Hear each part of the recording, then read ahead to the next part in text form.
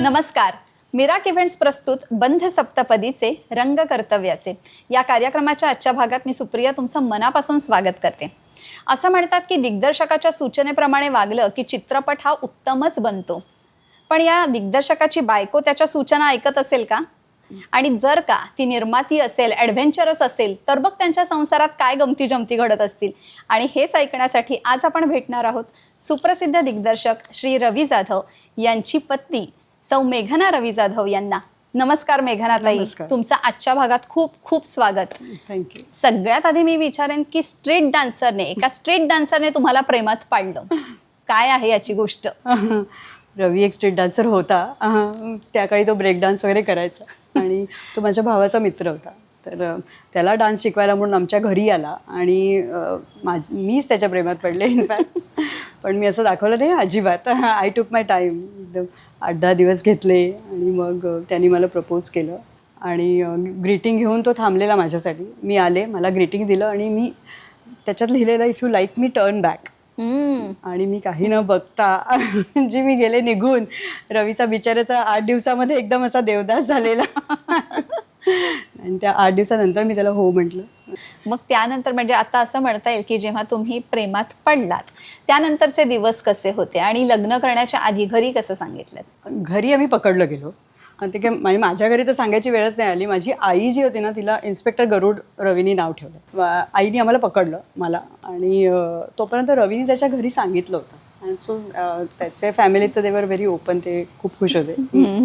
माझ्या आईने खूप असा ड्रामा वगैरे केला. मग फुल असा एक फुल ऑन. मग माझ्या भावाला असं जा बोलून आण त्याला, कारण तो मित्रच होता, आमच्या घरात यायचा नेहमी. असं कसं तू केलंस आणि असं वगैरे वगैरे सगळं झालं. मग रवी बोलला की मी खूप सिरियस आहे. मी पण म्हटलं मी खूप सिरियस आहे. तर ते म्हणले बघू आपण, अजून तुमचं शिक्षण व्हायचं आहे, पुढे कसे डेव्हलप होतं आहे ते बघू, मग ठरवू. आणि आमचं डेव्हलपमेंट बाय गॉड्स ग्रेस खूपच चांगली झाली. मी माझ्या अभ्यासात पण अकॅडमिक्स माझे चांगले होते. I was doing company secretary.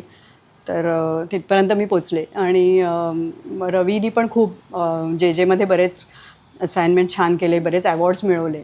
तर बाबांना पण खूप अभिमान वाटला त्याचा की नाही, हा मुलगा खरंच सांगतोय तसं तो करतोय. बरोबर. आणि आमचं स्वप्न होतं लग्नाच्या आधी स्वतःचं घर व्हावं.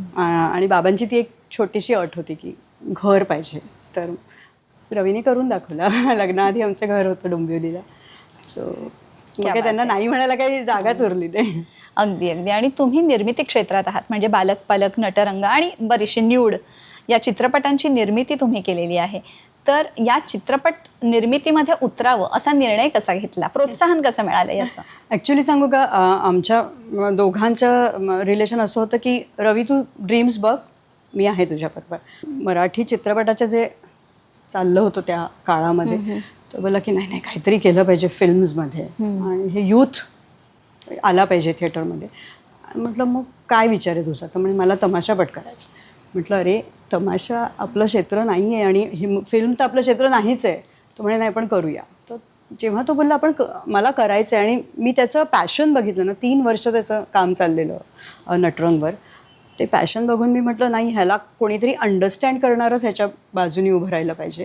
जर कुठला निर्माता मग तो तेवढ्या पैशासाठी किंवा काही गोष्टींसाठी जर त्यांनी ह्याला दाबलं, सप्रेस केलं, तर तो जे ड्रीम बघतोय ते होणार नाही. आणि म्हणून मग मी ठरवलं की मीच करते ह्याचं प्रोडक्शन. आणि त्यानंतर मग बालक पालक, अर्थात एक मैलाचा दगड आपण ज्या चित्रपटांना म्हणतो त्यातील एक तो चित्रपट आहे. या चित्रपटाची निर्मिती, त्याची संकल्पना कशी सुचली? ॲक्च्युली बालक पालक आमच्या घरीच त्याचा थॉट आला. कारण माझा मुलगा तेव्हा 11-12 वर्षाचा होता आणि त्याला काही प्रश्न निर्माण होते आणि तो ओपन होत नव्हता आमच्याशी. तर तेव्हा मला जाणवायला लागलं काहीतरी आहे, काहीतरी चुकतंय. आणि मग तो ज्या पद्धतीने स्वतःला एक्सप्लोअर करत होता, तर रवीला असं वाटत होतं की कुठेतरी माझा आणि त्याचा कनेक्टच नाही आहे. तर हे काय आहे? मग त्याचा जेव्हा स्टडी करायला सुरुवात केल्यावर लक्षात आलं की येस, ह्या जो ग्रोईंग एज असतो ह्याच्यामध्ये उलट मुलांना जास्त गरज असते पालकांची. आणि मग तिथून ही एकांकिका नेमकी त्या वर्षीच्या कॉम्पिटिशनमध्ये जिंकली आणि रवीने ती बघितली. बोललं नाही, हाच विषय जे आपण घरी माझं जे होतं ते मला सोल्युशन इथे मिळालं, आता मला ते सगळ्यांना द्यावं लागेल आणि बालक पालकची सुरुवात तशी झाली. अप्सरा आली या गाण्यातला सोनाली कुलकर्णीचा जो कॉस्ट्युम आहे तो अतिशय गाजला, वेगळा आहे, मादक आहे आणि त्यामध्ये एक वेगळंच सौंदर्य म्हणजे अप्सरा नावाला अगदी साजेसं. हा कॉस्ट्युम डिझाईन करताना तुमच्या डोक्यात काय विचार होता? मुळात नटरंगचंच आम्ही ज्यांना कॉस्ट्युम हा माझा फोटे नव्हता, फिल्म कॉस्ट्युमचा माझा फोटे नव्हता. अच्छा. डान्स करत असल्यामुळे मला कलर कोऑर्डिनेशन आणि सगळं बाकी सगळं कळायचं. तर नटरंगच्या सेटवर आम्ही पहिल्या दिवशी गेलो आणि जे आमचे कॉस्ट्युम करत होते ते आलेच नाहीत, ते पळून गेले. हा आमचा पहिला दिवसाचा अनुभव होता की कॉस्ट्युम डिझायनरच नव्हता सेटवर. मग लकीली असं झालं की डे वनपासून मी इन्व्हॉल्व होती त्याच्याबरोबर सगळं डिझायनिंगमध्ये, कलर कोऑर्डिनेशनमध्ये सगळं. त्यामुळे मला माहिती होते प्रत्येक कॅरेक्टरचं काय आहे आणि लकीली तो जो सगळे कॉस्ट्युम होते मी स्वतःबरोबर घेऊन आलेले. आणि अजय अतुलला अप्सरा ही खूप ग्रँड सेटवर अशी मोठ्या पायऱ्यांवरनं उतरणारी परी असं पोर्ट्रे करायचं होतं. आपण रियालिटीमध्येच खेळूया, we can't go beyond reality. तर मग अप्सरा कशी घडवायची. मग माझ्याकडे एक जवळजवळ 11 मीटरचा जॉर्जेटचा कपडा होता आणि एक लेस त्यांनी मला अशी अर्धवट ठेवून दिलेली. मग आम्ही आमच्याबरोबर ज्या नऊवारी नेसवणाऱ्या होत्या त्यांना म्हटलं तुम्ही हिला नऊवारी घाला. तिला मी बॉर्डर लावून घेतली आणि म्हटलं ही घाला, म्हटलं बघू काय काय. मग सोनालीने नऊवारी घातल्यानंतर लिटरली ती दाभणची सुई असते ती घेतली आणि शिवलाय हा तो असा पकडून सगळी ती साडी शिवली आहे सोनालीच्या अंगावर. आणि असं तो पूर्ण कॉस्ट्युम तयार झाला. कारण आम्हाला जिथे हवं होतं इथे ते प्रॉपर वगैरे ते येत नव्हतं बिकॉज ते जॉर्जेट केलं नव्हतं, जॉर्जेट मटेरियल होतं. हा जो अप्सरेचा आयकॉनिक कॉस्ट्युम आहे तो असा घडलाय आणि खूप सुंदर आहे तो, अगदी लक्षात राहण्याजोगा. हो. आता मला वाटतं हे तुम्ही कॉस्ट्युम डिझाईन करू शकता, ही गोष्ट तुम्हाला त्या सेटवर कळली, पण त्या व्यतिरिक्त देखील तुम्ही कुचिपुडी डान्सर आहात आणि तुमच्यात बरेचसे गुण आहेत. तुमच्या साहसाविषयी देखील आम्ही बरंच ऐकलंय, त्याविषयी काय सांगाल? कुचिपुडी मी ॲक्च्युली रवीमुळे सुरू केलं शिकायला. मी कथ्थक डान्सर होते आणि त्यांनी मला इंट्रोड्यूस केलं या गुरून विजय प्रसाद यांच्याशी. आणि ते बोललं की तू हे शिक. आणि तेव्हापासून मी जो आत्ता अजूनही मी करते अजूनही आमचे शोज होतात. तर आता झाले 25-30 वर्ष झाली करते आहे मी कुचिपुडी आणि खूप शोज केले. खूप जवळचं आहे काही नसेल तर डान्स हे एक. बरोबर. आणि त्याविषयी तुमच्या ॲडव्हेंचर मी खूप ॲडव्हेंचरच आहे. मला आत्ताही सांगितलं इथून उडी मारायची तर मी पहिली असेल सगळ्यात की मी सगळ्यात पहिला ट्राय करणं. तर मी एक स्कुबा डायव्हर आहे. मला खूप आवडतं अंडर वॉटर वर्ल्ड. आता 150 डाईव्स होणार आहेत माझे. सो मी आणि माझा मुलगा हे मी माझ्या मुलाबरोबर सुरू केलं आणि आम्ही दोघं म्हणजे आई मुलगा असं रिलेशन नाही आहे, आम्ही डाईव्ह बडीजच म्हणतो एकमेकांना. तर आम्ही दोघं मिळून वेगळ्या वर्ल्डमध्ये वेगवेगळ्या ठिकाणी जाऊन डायव्हिंग करतो. बरं, आता जसं चित्रपटांच्या दिग्दर्शनाविषयी आपण बोललोच, घरातले दिग्दर्शक कोण आहेत? कोण कोणाच्या सूचना ऐकतं? नुसतं घरातच नाही, एंटायर फॅमिलीमध्ये थोडासा माझा कमांड आहे. अच्छा. हो, कारण मी फायनान्स बॅकग्राऊंडची असल्यामुळे आणि माझं खूप प्लॅनिंग आहे सगळ्या गोष्टींमध्ये. तर त्यामुळे सगळेच काहीही करायचं असेल तर सल्ला घ्यायला येतात. तर ती सवय सुरुवातीपासून लागली आणि आता झाली म्हणजे 33-34 इयर्स होत आले. तर आम्ही सगळे एकत्र. तर त्यामुळे रवीचं पण तीच सवय झाली की काही झालं की डिस्कस करून विचारून करायचं. म्हणजे घरात थोडासा माझा कमांड आहे. पण सर पती म्हणून कसे आहेत? म्हणजे घरातलं त्यांचा स्वभाव, त्यांचं वागणं याविषयी. ॲक्च्युली मी नेहमी म्हणते की माझे 2 ते 3 मुलं आहेत. कारण अक्षरशः इतका हळवा आणि कधी कधी माझा अंश जो यंगर सन तो पण कधी कधी रवीला हे करतो की अरे काय असं आहे का. म्हणजे घरात तो एकदम शांत, हळवा आणि म्हणजे खूप इमोशनल आहे, खूप जास्त इमोशनल. आणि अथर्व आणि अंश आणि सर तिघांचं बॉन्डिंग कसं आहे? थोडंसं अनसेड बॉन्डिंग आहे. म्हणजे ते असं खूप असं एक्सप्रेस नाही करत एकमेकांच्या बाबतीत, पण सगळीकडे कनेक्ट आहेत. म्हणजे रवीला सगळं माहिती असतं अथर्व काय करतोय आणि सगळ्यांच्या मधली एक कडी आहे ती मी आहे. त्यामुळे म्हणजे अथर्वला पण काही रवीला सांगायचं असेल तो मला कॉल करणार, मग हे असं मला सांग, अरे तू डायरेक्ट बोल ना, किंवा मग मी फोन लावते आणि मग रवी कॉलवर येणार, मग तो बोलणार. असं थोडंसं त्यांचं. आणि दुसरं म्हणजे ना तिघं पण क्रिएटिव्ह आहेत. तिघांचं वेगळं स्टाईल आहे. म्हणजे मोठा आणि रवीचं तर पोल अपार्ट स्टाईल्स आहेत, पण खूप स्ट्रॉंग क्रिएटिव्ह दोघं पर्सन असल्यामुळे त्यांचे जे वेगळे क्लॅशेस असतात त्याच्यातनं काहीतरी वेगळं चांगलंच घडतं ऑफकोर्स, पण तो थोडासा त्यांचा एक क्रिएटिव्ह भाग आहे. आणि ते सगळ्यांचा लाडूबाई म्हणजे आमचं छोटं आहे, तर ते मग काही झालं की त्याला पुढे करतात मग सगळे, आता तू बोल, म्हणजे मग जर काही टेन्शन होत असेल ना तर तो रिझॉल्व्ह करतो, सगळं हँडल होतं. सगळं हँडल होतं. हो. पण ते तिघांचा बॉन्डिंग म्हणजे टचवूड असंच राहू दे. मेघनाताई, न्यूड हा तुमचा जो चित्रपट तुम्ही निर्मिती केलेली आहे, या चित्रपटाचा विषय अगदी वेगळ्या धाटणीचा होता, खूप धाडसी विषय होता. तर एक स्त्री म्हणून हा थॉट कसा आला आणि हा विषय तुम्ही कसा हँडल केला? रवी जे मध्ये शिकलेला आहे, जे स्कूल ऑफ आर्टमध्ये. आणि जे स्कूलमध्ये एक सेक्शन असतं न्यूड आर्ट म्हणून, त्या ह्याचं नावच न्यूड आहे, त्या सेक्शनचं नावच न्यूड आहे. तर तिथे न्यूड पेंटिंग्स करतात मुलं बसून आर्टिस्टिकली. आणि मी बऱ्याचदा जेमध्ये जायचे रवीला भेटायला, तर तेव्हा मी बघितलं ते, जर तुम्ही बघाल ना, एक पेंटर आणि एक मॉडेल हे रिलेशनच वेगळं आहे. म्हणजे त्या पेंटर तो इतका मग्न झालेला असतो की त्याला त्यातली न्यूडिटी काहीच नाही दिसत. ती मॉडेल बसली आणि तिथलं त्याच्यातलं सौंदर्य, आणि मी पेंटिंग्स पण ऑब्झर्व केलेले ना, एकाच्या अँगलनी काहीतरी त्याला वेगळं दिसतंय, दुसऱ्याच्या अँगलनी काहीतरी वेगळं आहे, तिसऱ्याच्या अँगलनी काहीतरी वेगळं आहे. सो जेव्हा आम्ही लक्ष्मीची स्टोरी ऐकली पूर्ण, तर ती त्यातली इनसाइड स्टोरी ही होती की अरे ही तर एक आईची स्टोरी आहे. बरोबर. की आई तिच्या मुलाला सांभाळण्यासाठी ती आज न्यूड मॉडेल म्हणून काम करते. आणि हा किती सुंदर आणि प्युअर विषय आहे, त्याच्यामध्ये काहीही वल्गॅरिटी नाही आहे किंवा काही, आणि व्हेरी आर्टिस्टिक. आणि जी लोक त्याच्याबरोबर जोडत गेले ते सगळेच त्या बॅकग्राऊंडचे होते. त्यामुळे अमलेंदू म्हणा, रवी होता, त्या ॲक्च्युअल आम्ही जे मूवीमध्ये पण जे कॅरेक्टर्स वापरले, जे पेंटर्स होते, ते जेचे खरे स्टुडंट्स आहेत. म्हणजे त्यामुळे त्यांच्यासाठी हे रोजचं होतं. सो ते जे ट्रू एक्सप्रेशन्स आम्हाला हवे होते ते त्यांच्यातनं मिळाले. सो न्यूड एक वेगळीच जर्नी आहे. पण म्हणजे विषय असा होता आणि सेटवर लिमिटेड लोक असणं गरजेचं होतं. आम्हाला त्यांना कुठेच, छायाला किंवा कल्याणीला कुठेच अनकम्फर्टेबल करायचं नव्हतं. म्हणून लिटरली आम्ही 15 जणच, 15चं युनिटच असायचं आमचं.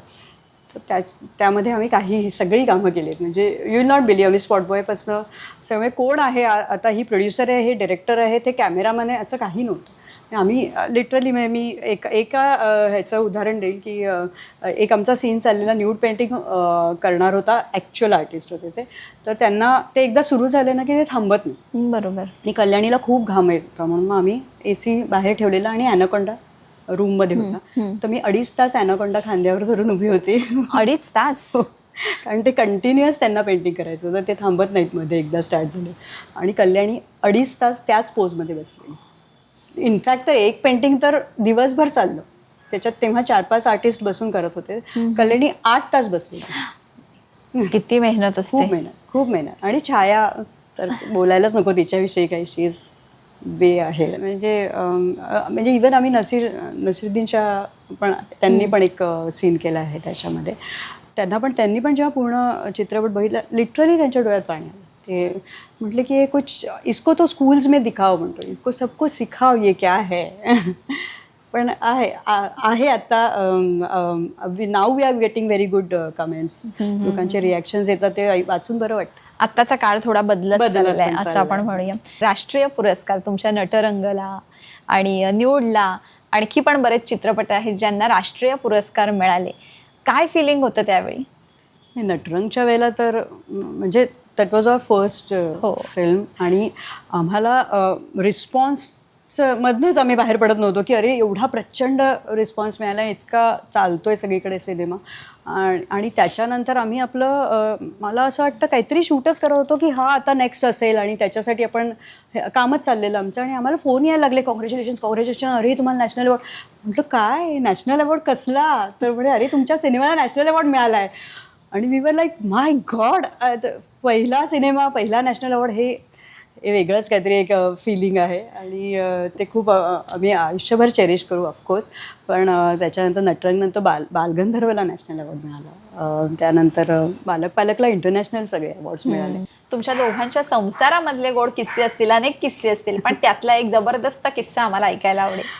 आम्हाला दोघांनी आम्ही जसं मी म्हटलं लग्नाच्या आधीच घर केलेलं. मग घरातल्या छोट्या छोट्या वस्तू, आता एक तर पैसे कमी, त्यात काही गाडी बिडी आपल्याकडे नव्हती, तर रवीकडे एक स्कूटर होती, तर म्हणजे बाबांची स्कूटर.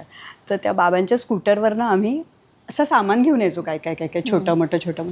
तर मला एक दिवस असा एवढा मोठा वास आवडला आणि तो आता घ्यायचाच, म्हणजे आता आवडलाय तर घ्यायचाच. मग आम्ही दोघं आय थिंक नवी मुंबईवरनं घेतलेला तो, वाशीवरनं, राईट. वाशीवर आम्ही दोघं, मी स्कूटरच्या मागे वास असा धरून आणि रवी पुढे, आणि पूर्ण असा सगळा ट्रॅफिकला सगळ्या ट्रॅफिकचा ओरडा खातच इनफॅक्ट असा तो डोंबिवलीपर्यंत घेऊन गेलेलो. बरं, आता हे तर झाले गमतीशीर किस्से. एखादा असा क्षण की ज्यावेळी तुम्ही खूप भावनिक झालात? सगळ्यांनाच माहिती आहे आता माझ्या छोट्या मुलाला कॅन्सर होता. He was detected with blood cancer. आणि एक असं काहीतरी क्रिटिकल मोमेंट आलेला की डॉक्टर बोलले की नाही, आता ह्याला ट्रान्सप्लांटच करावं लागेल, कारण ती जी औषध होती ती त्याच्यावर रिॲक्ट करत नव्हती. सो आम्हाला म्हणजे रवी इथे, मला त्याला घेऊन बँगलोरला जायला लागलं. तिथल्या हॉस्पिटलमध्ये मी त्याला ॲडमिट केलेलं. तर म्हणजे खूप स्ट्रॉंग डिसिजन्स होते की आता काय करायचं. आणि तेव्हा लकीली असं देवाची कृपा म्हणा किंवा देव असं कोणालाही पाठवतो, मेसेंजर त्याचा, असा एक व्यक्ती आमच्या लाईफमध्ये आला आणि त्यांनी बोन मॅरो द्यायला तो रेडी झाला म्हणजे. आणि मग शेवटी त्याचं बोन मॅरो ट्रान्सप्लांट झालं आणि नाव he is fit and fine, touch wood. 6 वर्ष झाली आहेत, ही इज रिकवर्ड. आणि खूप आम्हाला म्हणजे आता ती एक आमची एक फॅमिली आम्हाला जोडली गेली आहे. तर मी सगळ्यांना तेच म्हणेल की आय थिंक कुठे घाबरून जाऊन ना हार नाही मानायची. म्हणजे तेव्हा माझा हा साहसी लोक मला म्हणायचे, पण आत्ता मला त्याच्यासाठी जास्त ॲप्रिशिएट करतात की तुझा साहसी ॲटिट्यूड तिथे कामाला, की घाबरून मागे नाही वळलीस. आई आपल्या मुलांसाठी काही करू शकते, हे माझा अनुभव आहे. आणि मुलांसाठीच नाही, इनफॅक्ट मी सांगू का, घरातली स्त्री ही तिच्या संसारासाठी किंवा तिच्या फॅमिलीसाठी ती काही करू शकते. म्हणजे आपल्याला वाटत असतं डायरेक्टली इनडायरेक्टली ती करतच असते. कोणाचं असं खूप दिसतं, काही लोकांचं दिसत नाही, पण ते सटली का असे ना त्या करत असतात. नॉट ओन्ली फॉर म्हणजे आपला नवरा मुलं हेच नाही, त्यांच्याशी जोडलेली सगळ्या लोकांसाठी ते करत असतात. तुम्ही दोघांनी मिळून घेतलेला एखादा निर्णय असेल आणि तो आज तुम्हाला असं वाटत असेल की हा निर्णय आमचा अगदी योग्य होता, अशी कुठली गोष्ट आहे? दोघांनी मिळून घेतलेला निर्णय म्हणजे फिल्म इंडस्ट्रीत येणं. म्हणजे मला कोणालाच कॉन्फिडन्स नव्हता ॲक्च्युली. सगळ्यांनी रवीला म्हटलेलं की नाही, इवन त्याच्या ऑफिसमधले पण सगळे म्हटले फिल्म इंडस्ट्रीचा काही भरोसा नाही आहे, तू एवढा चांगला पगाराची नोकरी सोडून, तुला आत्ताच दुसरं सेकंड चाइल्ड झालं आहे. घरचे पण नाही म्हणत होते की नाही, कारण घरच्यांना थोडं होतं बापरे नोकरी सोडून काहीतरी बिझनेस म्हणजे. पण रवीला म्हटलं नाही, तू करशील, म्हटलं तू एकदा सिरियस झालास तर तू करशील. ताई, आता इतक्या वर्षांनंतर कसं वाटतंय की तुमचा संसार जो यशस्वी झाला, या यशस्वी संसाराचं सूत्र काय? काही नाही रे, एक दोघं जण जर चिडके असतील ना तर एकाने थोडं शांत राहावं त्या मोमेंटला, हे की आहे सगळ्याचं. दोघं जर भांडण करायला लागले ना तर काही होत नाही. आपल्याला माहिती असतं आपण प्रेम करतो एकमेकांना, आपण प्रेम करतो आपल्या माणसांवर. सो कधी कधी एक स्टेप बॅक घेणं ना हे पण यशच आहे. पण तुम्ही कुठल्या मोमेंटला स्टेप बॅक करताय ना हे खूप महत्त्वाचं. बरोबर. सो हेच की आहे, सूत्र आहे. आणि या घरची स्त्री हिने खूप असं नेहमी हॅप्पी राहावं की पूर्ण घर हॅप्पी राहतं. तुमच्या स्वभावातून आम्हाला ते दिसतच आहे. खूप छान गप्पा झाल्या, मस्त मोकळ्या प्रामाणिक गप्पा झाल्या. पण या गप्पांनंतर आता आपण घेणार आहोत रॅपिड फायर. आणि रॅपिड फायर मध्ये मी तुम्हाला विचारणारे प्रश्न, त्याची पहिली उत्तरं जी काही मनात येतील तुम्हाला द्यायची आहेत. पहिला प्रश्न आहे, सरांनी दिग्दर्शित केलेला तुमचा आवडता चित्रपट? न्यूड. तुम्ही डिझाईन केलेला कॉस्ट्युम जो सरांना खूप आवडतो? बालक पालक. तुमचा आवडता अभिनेता? ऋतिक रोशन. आवडता दिग्दर्शक? सरांचं नाव नाही घेऊ शकत. संजय लीला बन्सल. कुठल्या अभिनेत्रीसाठी कॉस्ट्युम डिझाईन करायला माधुरी आवडेल? दीक्षित. तुम्ही दोघांनी एकत्र मिळून पाहिलेला पहिला चित्रपट किंवा नाटक? काय मत. सरांना काय सल्ला द्याल? बारीक हो बाबा, फिटनेसकडे लक्ष दे. एखादं सिक्रेट जे आज सरांना सांगायला आवडेल. कधी कधी लपून लपून मी त्याच्या जेवणात तूप घालते जे त्याला अजिबात आवडत नाही. दोघांमधले विरुद्ध गुण कोणते? सगळे गुण विरुद्ध आहेत, आमच्यात काहीच नाही मिळत साम्य. चित्रपट क्षेत्रात नसतात तर मी कुठेतरी ॲडव्हेंचरमध्ये असते, हिमालय विमालय. निर्माती म्हणून कुठल्या विषयावर चित्रपट बनवायला आवडेल? स्कुबा डायव्हिंगवर, अंडर वॉटर वर्ल्ड. संसार म्हणजे काय? सगळ्यांना एकत्र घेऊन पुढे जायचं आणि मोठं व्हायचं. खूप छान वाटलं आज तुमच्याबरोबर या गप्पा मारताना आणि खूप मजा आली. खूप शिकता आलं तुमच्याकडून. जे तुमचं फायटिंग स्पिरिट आहे हे आमच्या प्रेक्षकांनाही आज कळलेलं असेल आणि तुम्ही वेळ दिलात त्याबद्दल मनापासून आभार. ही सुंदर संधी दिल्याबद्दल मिराक इव्हेंट्सचे खूप खूप खूप आभार. दिग्दर्शकाची पत्नी आणि निर्माती अशा दोन्ही भूमिका बजावत आपला सुंदर संसार डिझाईन करणारी आजची फायटर दुर्गा, ज्यांच्याशी आपण आज गप्पा मारल्या. पुढच्या वर्षी पुन्हा भेटूया दुर्गेच्या 9 रूपांना एका नवीन विषयासह. तोपर्यंत नमस्कार.